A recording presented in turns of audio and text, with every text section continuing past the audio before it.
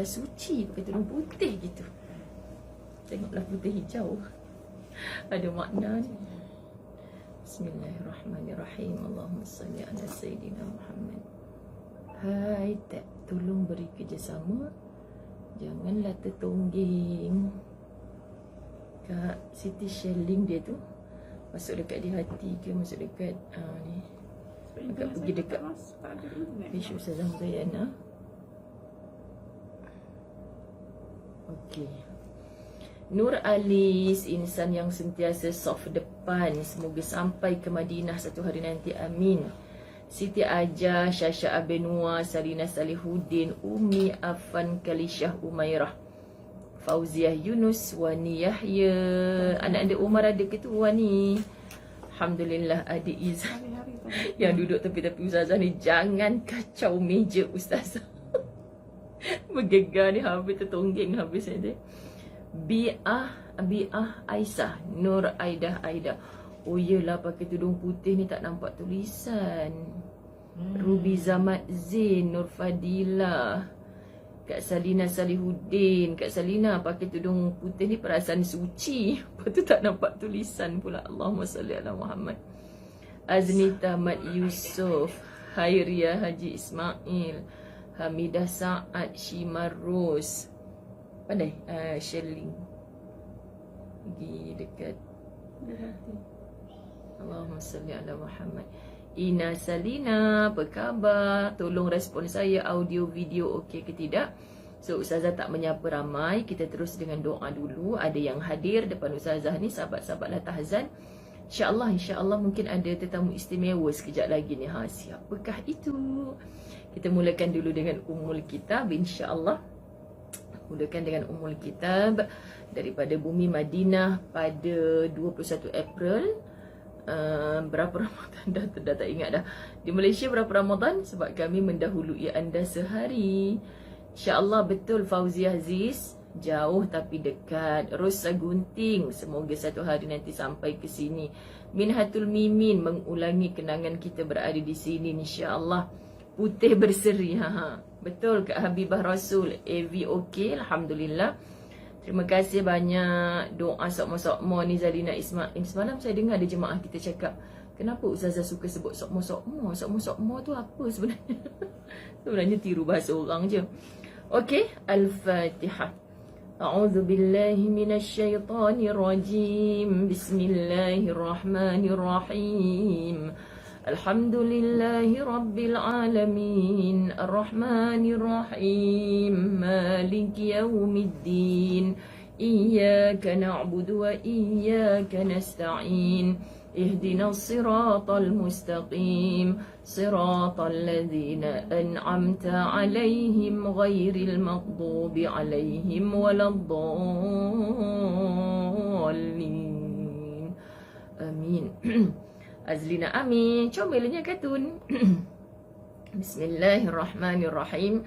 Alhamdulillahi rabbil alamin. Wassalatu wassalamu ala ashrafil anbiya'i wal mursalin wa ala alihi wa ashabihi ajma'in. Rabbi shrah li sadri wa yassir li amri wahlul 'uqdatam min lisani yafqahu qawli. Rabbi yassir wa la tu'assir ya karim. Rabbi zidni ilma warzuqni fahma. Assalamualaikum warahmatullahi wabarakatuh. Apa khabar sahabat-sahabat muslimin muslimat yang dirahmati Allah? Ustazah bersama-sama dengan sahabat-sahabat Latahzan jemput masuk Datuk Rozana, tetamu istimewa kita hari ini. Subhanallah, plan nak datang tapi asyik tak jadi. Mai peluk sekejap. Subhanallah. Kat sini halal peluk, tapi jangan usik meja saya. Tengoklah meja tambahan saya punya. Cantik. Apa khabar Ustazah? Masya-Allah.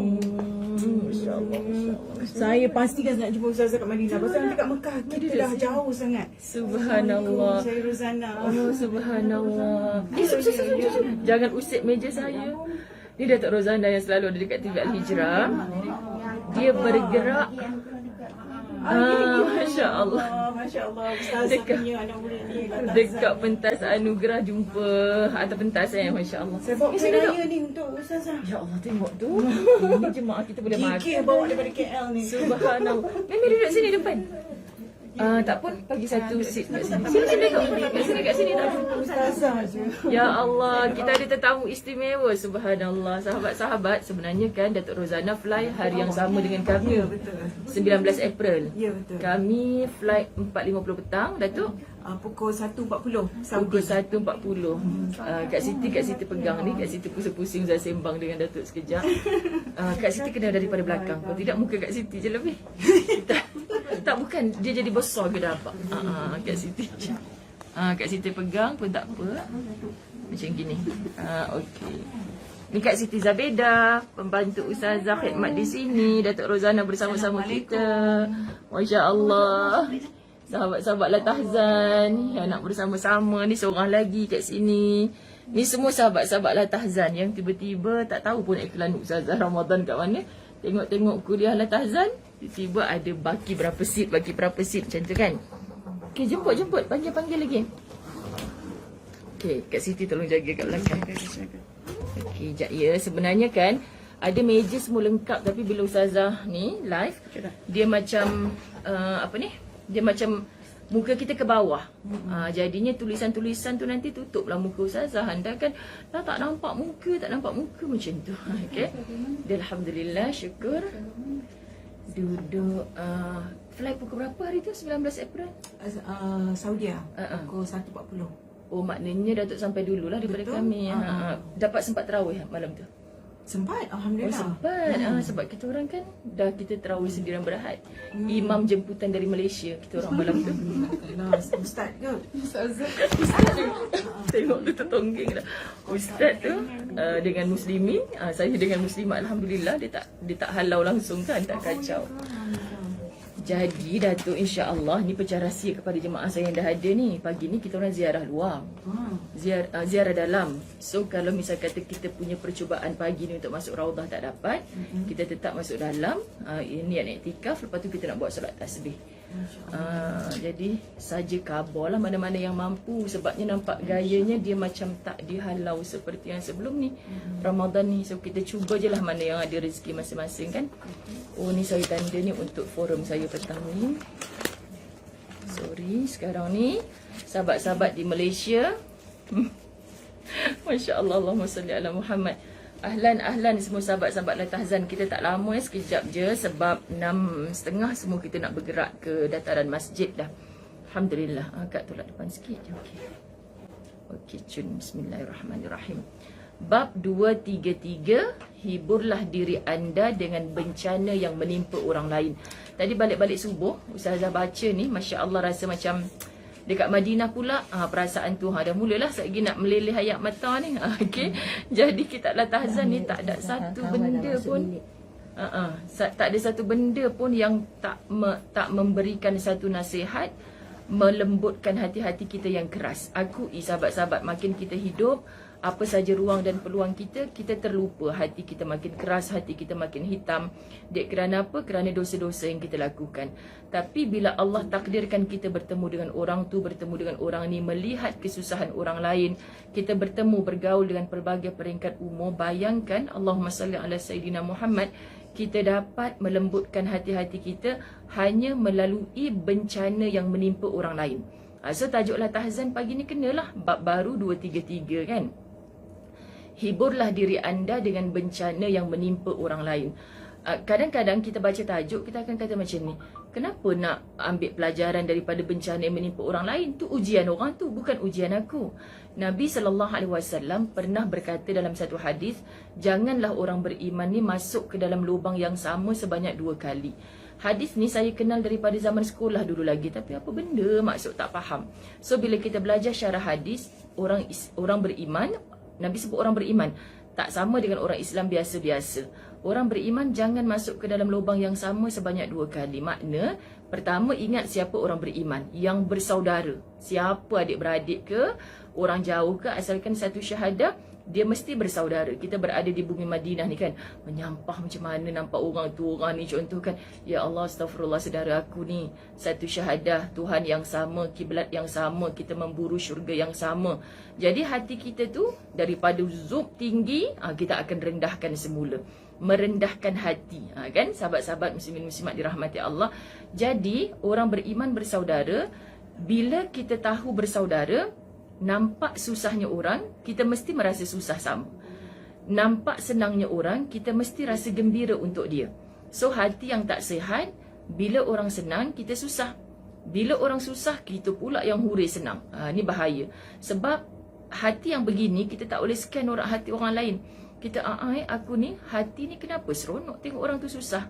Hati ni kenapa senang? Kenapa susah tengok orang tu senang? So kat sini kita dapat jawapan hati kita, hati yang macam mana. Jadi bila kita nampak bencana menimpa saudara-saudara kita, ya Allah, rupanya macam ni orang yang dulu hidupnya suka menipu. Macam ni rupanya orang yang zalim pada keluarga.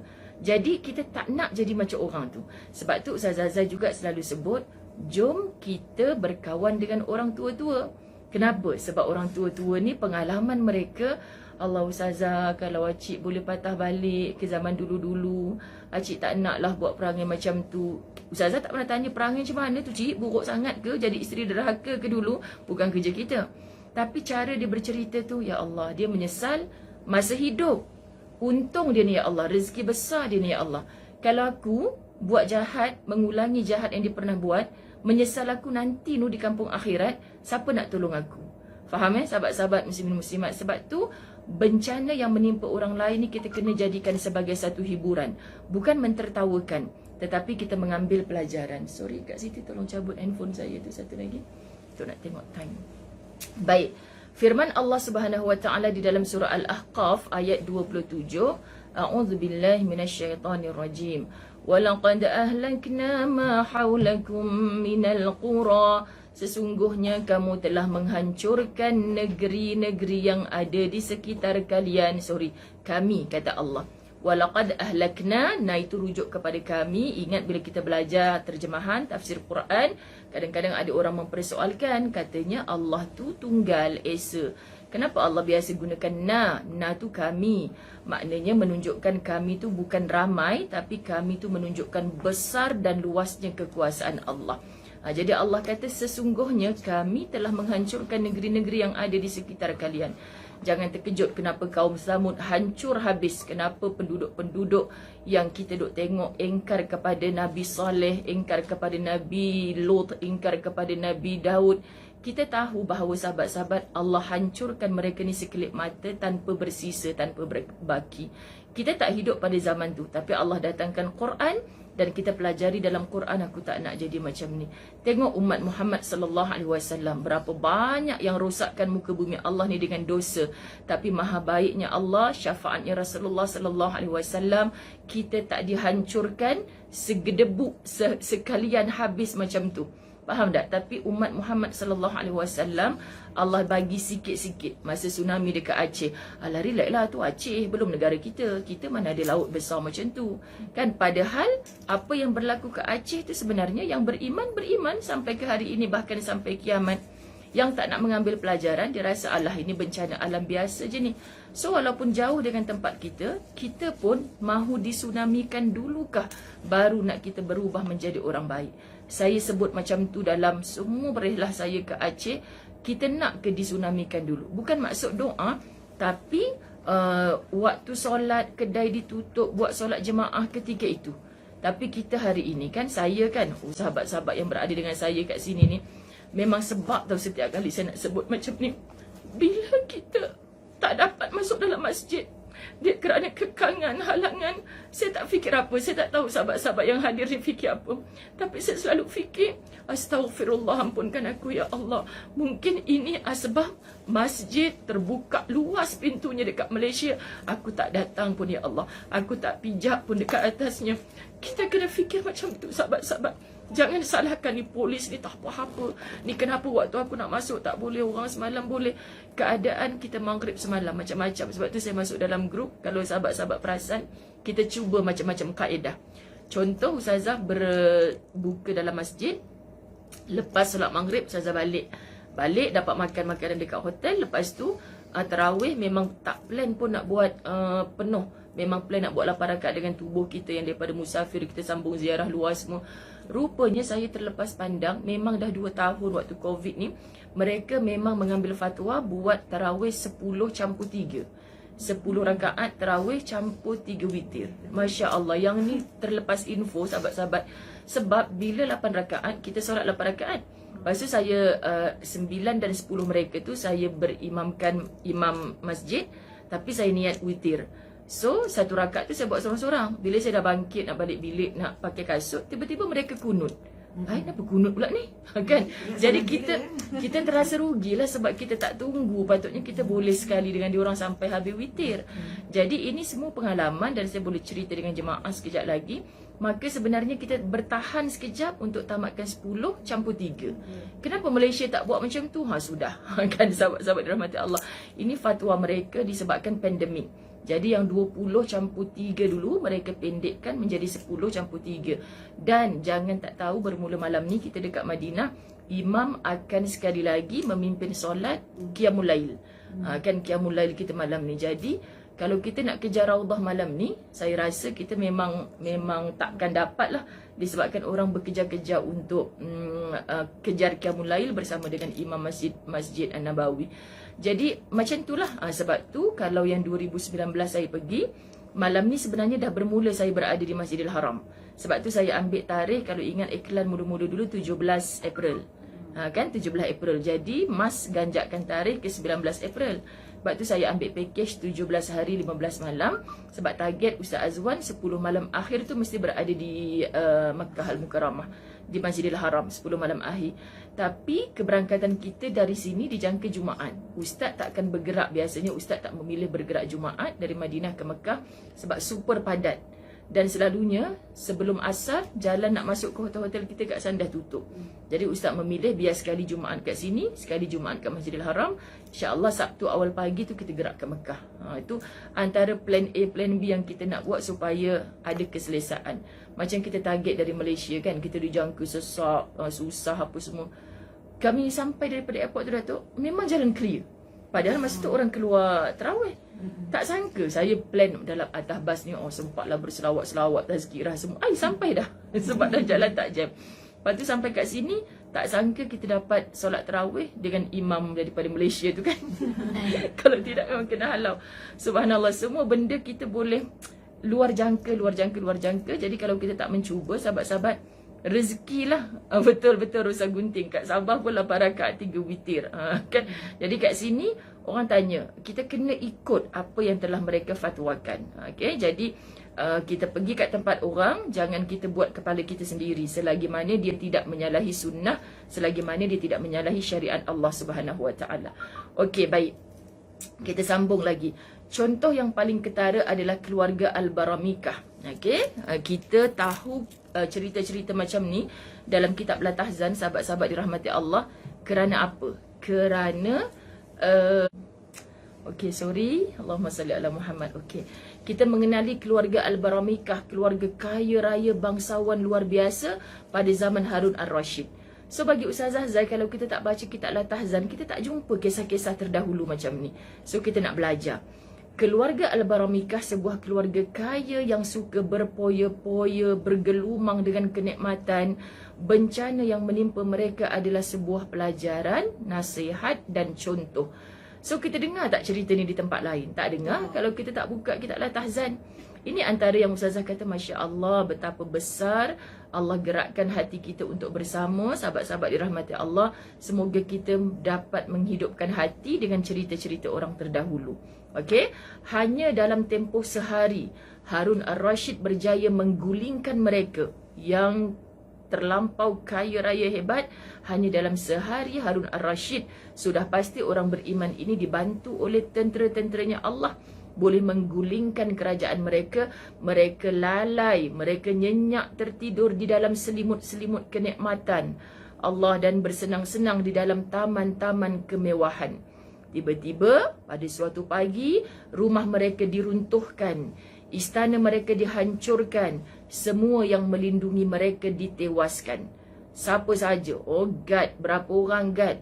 Bodyguard berapa orang bodyguard, segala body, segala apa semua ada guardnya lah kan. Jadi maknanya semuanya tu ditewaskan justru, yang ni kalau kita baca sendiri kita tak faham. Justru oleh tangan yang sangat dekat dengan mereka. Bagi Ustazah Zai, apa maksud oleh tangan yang sangat dekat dengan mereka? Bukankah Nabi dah bagi tahu kita Allah tu sangat dekat dengan kita, bahkan lebih dekat daripada urat leher kita sendiri. Allahu Rabbi itu satu. Makna Allah berkehendak menghancurkan mereka. Dan dekat ini juga bermaksud terkadang kita membina tahta, harta, kekayaan. Siapa yang bantu kita? Orang terdekat dengan kita. Pasangan hidup, anak-anak, adik-beradik. Tetapi terkadang bila kita sudah berada di puncak, tak sedikit orang yang Ustazah yang zalim pada saya, suami sendiri. Ustazah yang aniaya kat saya ni, adik-beradik sendiri, sampai hati dia buat saya macam ni. Dulu kita nak naik, dia yang dekat dengan kita tolong. Tapi bila kita dah berada di atas, dia macam nak tarik kita jatuh ke bawah semula. Jadi tak sedikit. Perkara ni banyak berlaku di dunia. Ya Ustazah, BFF saya yang banyak tolong saya ni sekarang jadi musuh saya. Kita biasa melalui kehidupan yang macam tu. Tak payah kisah zaman Harun Ar-Rashid. Hari ni pun orang bermusuh-musuh hanya kerana harta, benda dan tahta. Jadi, siapa yang menghancurkan? Orang yang paling dekat. Jadi ada dua makna di sini. Mungkin Allah berkehendak kerana mereka ni dengan kaya rayanya makin jauh dengan Allah. Tapi juga orang yang kita harapkan, aku naik dulu disebabkan adik-beradik aku tolonglah, jiran tetangga aku lah, BFF aku lah, kalau tak ada diorang ni matilah aku. Sahabat-sahabat dirahmati Allah. Tapi rupa-rupanya Allah nak tunjuk bukan kerana mereka hang naik, kerana Allah nak hang berada di atas. Tapi bila hang berada di atas, ingat ada yang maha-maha atas. Ustazah selalu kan minta dengan anda doakan sahabat-sahabat tim khidmat Ustazah Zai. Sebab Ustazah selalu kata tanpa mereka siapalah saya. Tapi jangan pernah lupa diri. Kalau Allah tak bagi mereka sihat, macam mana mereka nak bantu Ustazah? Kalau Allah tak bagi suami mereka lembut hati, izin untuk bantu Ustazah, macam mana mereka nak tolong? So di balik mereka itu ada yang maha besar, maha segala-galanya, itulah Allah. Supaya rezeki apa pun yang kita dapat bersama mereka, kembalikan semula kepada Allah. Faham sahabat-sahabat muslimin muslimat? Semua hamba milik mereka. Ini kerajaan yang lupa diri, dirampas, darah mereka ditumpahkan dan mereka menjadi orang yang dibinasakan. Sekelip mata Allah bagi. Dengan bencana itu, semua orang yang mereka cintai juga harus terluka hatinya. Allahu Akbar. Sungguh tidak ada Tuhan selain Allah. Tidak terhitung kenikmatan yang telah dirampas. Dan tidak terhitung pelajaran yang harus ditebus dengan darah. Masya Allah kan, kadang-kadang kita pelik. Adik-beradik Ustazah, abang bunuh adik sendiri, anak bunuh mak, hanya kerana apa? Harta benda. Wa na'udzubillah min zalik. Suratul Hasyr ayat yang kedua. Fa'tabiru ya ulil absar. Maka ambillah kejadian itu untuk menjadi pelajaran kalimah al-absar. Hai orang-orang yang mempunyai pandangan. Sebab tu ada manusia-manusia hidup, matanya hanya melihat apa di depan saya. Ruang bilik yang tak berapa besar mana ni kan. Tapi Alhamdulillah, syukur dapat juga jemput sahabat-sahabat La Tahzan. Sebab dalam senarai bilik yang kita dapat masa mula-mula tu, tiba-tiba petugas Madinah kata, Ustazah ni ada satu bilik yang macam ada ruang tamu. Ustazah kata ini bukan nak mengambil kesempatan, bagi bilik tu ke Ustazah. Sebab Ustazah nak buat kuliah live untuk jemput anak-anak murid Ustazah datang. Walaupun bukan 30 orang, insyaAllah kita gila-gila datang bilik Ustazah. Okey, saya baik tak terlepas kat bilik orang lain. Kalau terlepas kat Siti Zabedah, kat Siti Zabedah buat live. Okey, sekian diwaklumkan. Jadi sahabat-sahabat dirahmati Allah, rezeki kita tak pernah minta, tak pernah jaga. Okey sahabat-sahabat, tapi Allah bagi ruang dan peluang ni. Siap Datuk Rozana boleh datang bilik Ustazah tau. Okey, subhanallah. Sejam sebelum mereka dihancurkan, mereka masih dapat berjalan sombong di atas bentangan kain sutra dengan gelas-gelas yang penuh dengan angan-angan. Namun tiba-tiba datanglah petaka yang sangat menakutkan, lagi sangat menyedihkan menimpa mereka semua dengan sangat mengejutkan. Semua benda pun tiba-tiba.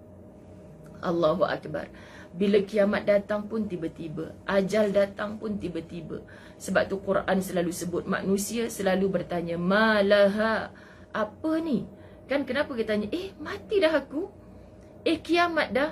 Itulah perkataan yang keluar pada mangsa tsunami. Ketika gegaran, ketika ombak setinggi pohon kelapa, ustazah, apa ini? Adakah ini kiamat? Orang yang sedikit alim dah mengaji ilmu, ini bukan kiamat. Kenapa mereka terfikir